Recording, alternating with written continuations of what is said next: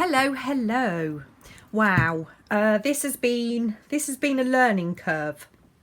So I wanted to play about with cutting methods because the new kit that I've just shown you, I wanted to make sure it wasn't too stressful to kind of cut out. Although I know there are a lot of fussy cutters out there, I am no Laurel. So I had a bit of a play around with this and I just wanted to share some of the information and what I found out. So these images I cut out by hand. These images were cut out with my scan and cut. So were these, and those were also cut out by hand. I'm going to show you the Cricut also in a minute. I just wanted to basically say there is no perfect way unless you are perfect at fussy cutting. There are just easier ways of cutting out images, and I get asked a lot of questions about the scan and cut and the Cricut, and I'm not an expert and I know very little. Using a pair of scissors I do know.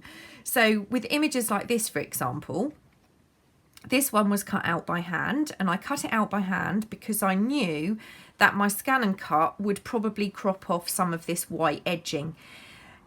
I know the newer scan and cuts are probably a lot better at it, at picking up the edges, but because the screen on my particular very old and very cheap scan and cut is so small, it's really difficult to kind of make sure you're catching all of the digital when you cut it. So these ones I cut out by hand, and I also cut these out by hand because I wanted to make sure they weren't going to be too difficult. And actually these were very straightforward.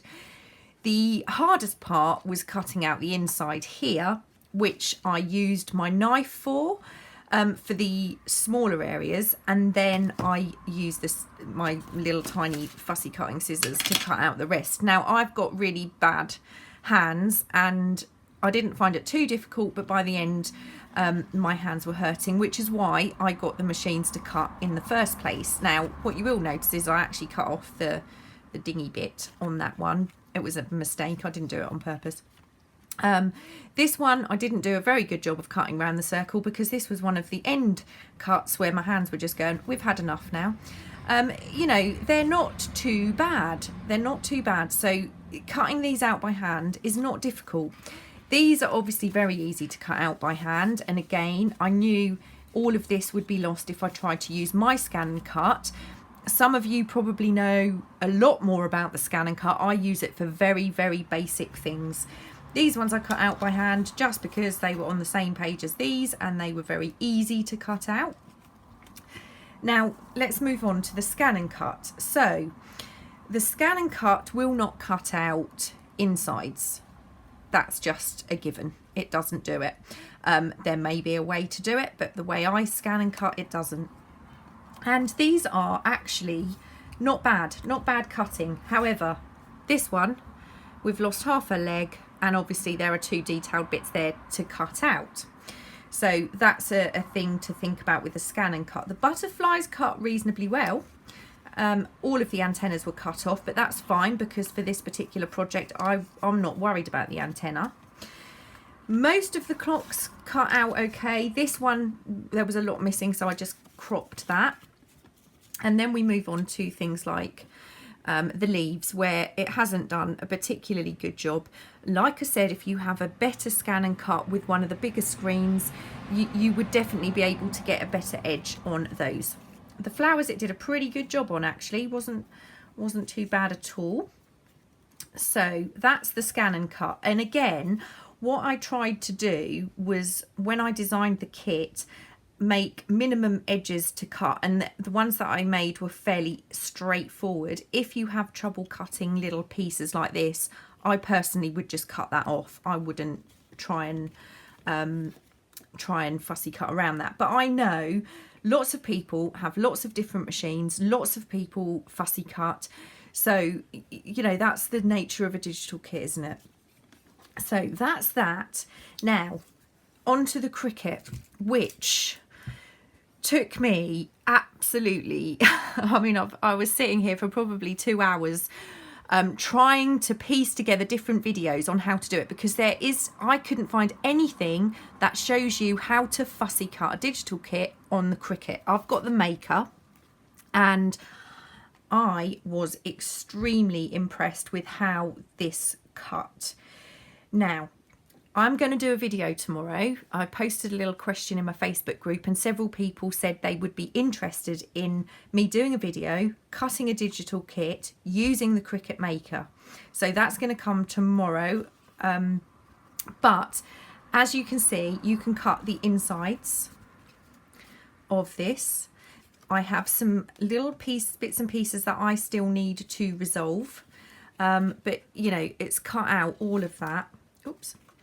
The leaves, once these are inked, they're going to be pretty perfect, and the flowers. So this is, like I said, this is the Cricut, and compared to, and you'll see an issue here, if I compare like for like, this is one of the issues that I'm still trying to resolve, which I will explain. The clocks are all pretty perfect. The people are fabulous.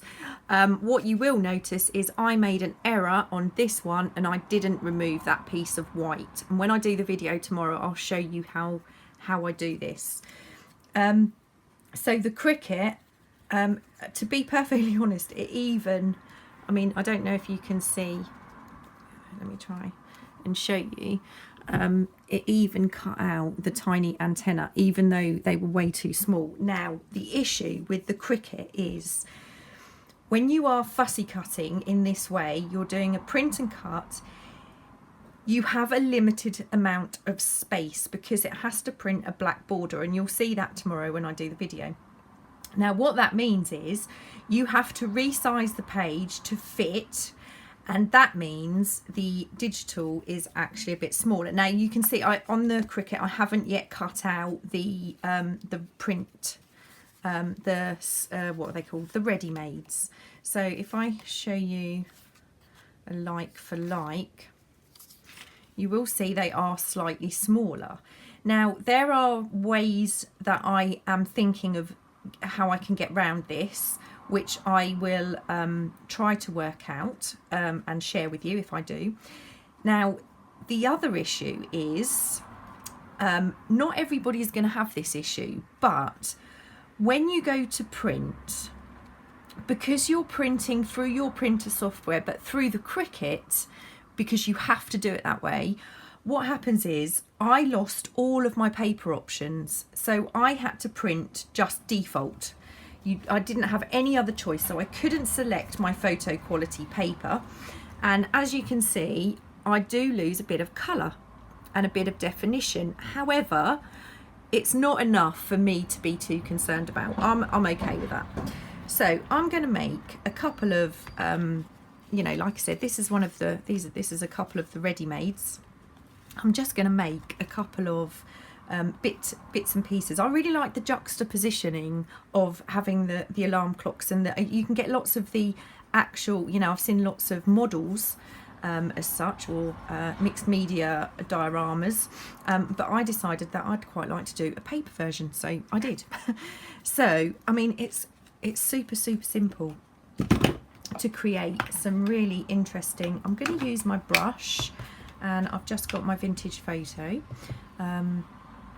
What I'm going to do is I'm going to use my Corey box. I got this from Corey, and when I use, because Corey sent me the oxide, I feel like I have to have the oxide in there, but I'm going to pop in my vintage photo because it holds it still for you. It's brilliant. I'm going to ink this because I want it to be a little bit more vintagey. Now what you could do is, if you wanted to, I've put a little drop shadow in here, you could cut this circle out and then put the clocks behind, but I'm going to just layer up for now. I'm going to find a clock face that I like.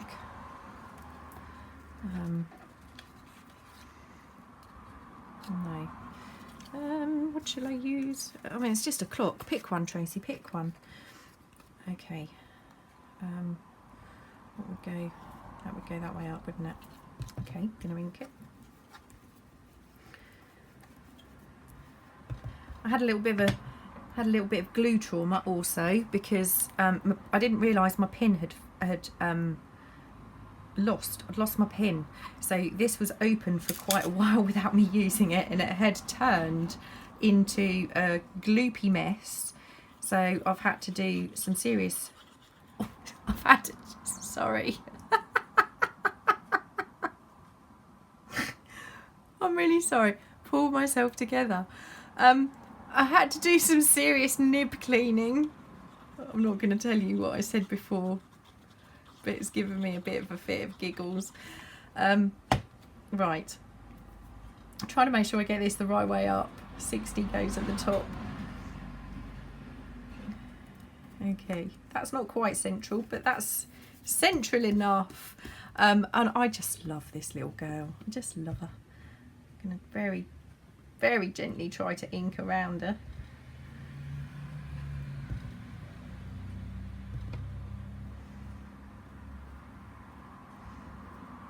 Okay, I'm going to put her on here, and let's give her some wings. I think I want to give her some big wings so she can really fly. Yep, I'm going to use that one. So you know, I like to do kits that you can make a lot of different things with them.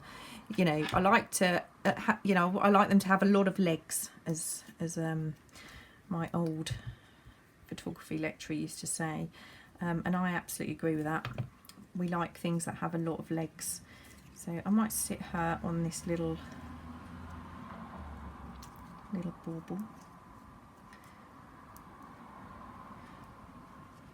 Actually, maybe we should sit her on some flowers.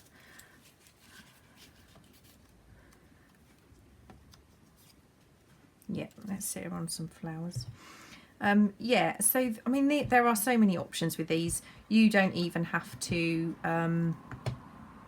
use the clocks, or you could just use the clock faces and decorate the clock faces, you know, and that would make a nice little cluster to go on something, wouldn't it? Right, so I'm going to put my flowers along the bottom here. Did I ink those? If I did, I didn't do a very good job around the bottom here. This is really cool, actually. Look, I can get my brush in there quite nicely as well. Just try and get a little dab of glue on that bit. So yeah, this is not really I just wanted to show you roughly what you could do with the kit, but I really wanted to talk about the cutting methods. And tomorrow, like I said, I am absolutely no expert, so don't expect much from my video tomorrow. But I did want to just show you, for those of you that have a Cricut maker, how to fussy cut with it, because I've had my machine over a year and I only just discovered, or worked out, should I say, how to do it, because it was an absolute nightmare. Absolute nightmare. Took hours and hours to figure it out. Right, so and give her little wings.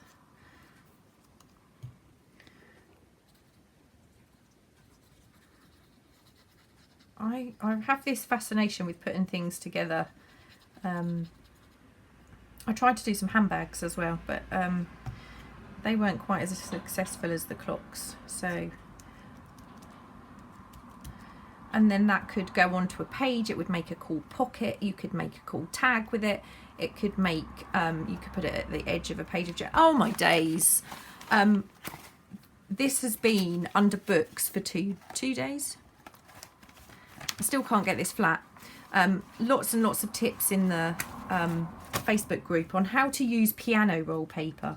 I think that's something we need to address. We need to address that. That will be a future video if I ever work out how to do it. So what I'm going to do is I'm just going to grab, maybe I'm not, I can find them. Ah, they're all under here. So I'm going to grab Let's have it this way round. Give this an ink. You know, this is just to prove you don't have to use all the clocks, you don't have to use, everything should fit though. As long as you're printing everything at the same ratio. If it's all printed at 50%, it will all fit. If you print some of it at 100% and some of it at 75%, obviously it will not fit. So that's just a little tip. You need to make sure everything is printed at the same kind of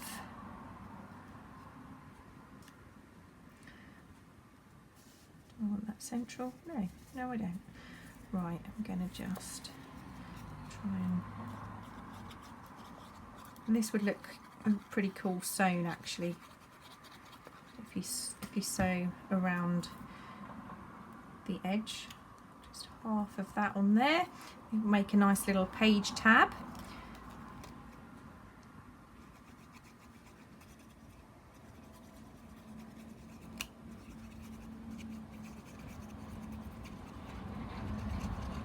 But you could get some really cool, I don't know if I inked it,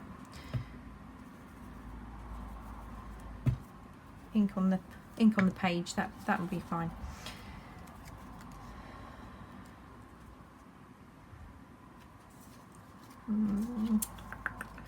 Let's have a look. No, going for him. There's just lots of options, and I like options. Yeah, these were fun. Hand coloured these, so that was good fun. Oops.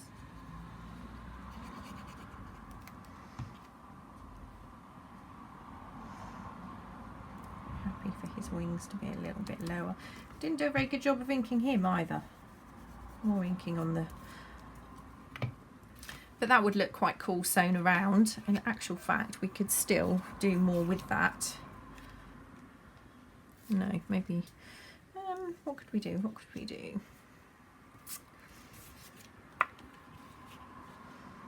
No. No, we'll leave it. We'll leave it as that. So that's another little embellishment. So that's two in just a few minutes. Once you've got your cutting done, you know, you can really work on these quite quickly. So this butterfly is going to be too big. This is obviously a smaller clock for this butterfly, but that's okay. I'm not going to put a clock face on this one. I'm going to leave this one with the text behind it.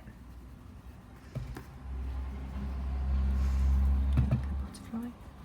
I'm just trying to do this quickly so you can see some options.